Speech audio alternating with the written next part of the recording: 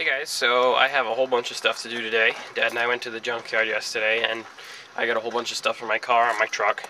I have a new mass airflow sensor. The reason I was getting the lean codes was because the mass airflow sensor was dirty.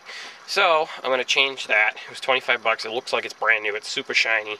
And I'll see if that gets rid of my idle issues, etc. Bad news, I also found I have a bad head gasket. I don't believe it's leaking into the cylinders. It's leaking on the outside on top of the exhaust manifold in the 5.4 on my truck. So the motor and tranny are probably going to have to come out again. I've also got an oil leak somewhere which developed this week, all because I'm going to Maine next week, so everything starts to break this week.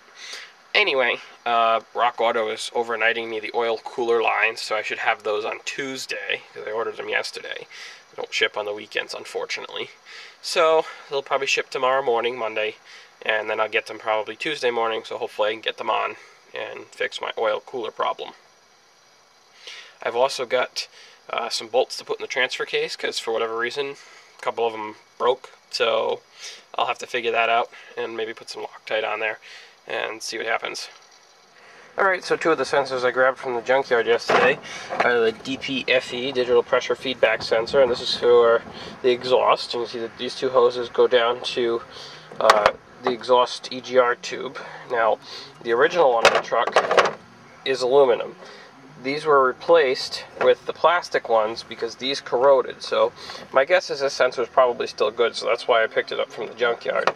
That, and it was dirt cheap. So same with the sensor here. This is also for the EGR, I believe, because when I shut the truck off I hear a buzzing noise, and I've been told it's because this piece is no good. Normally I would just go buy new ones, but I'm trying to figure out if that's the problem before I go replace $50 sensors. So, that being said, I'm going to take my assembly apart here that sits on top of the intake and replace my two original sensors with these two. So I got my sensors changed on the bracket, and now it's time to put them back on the truck.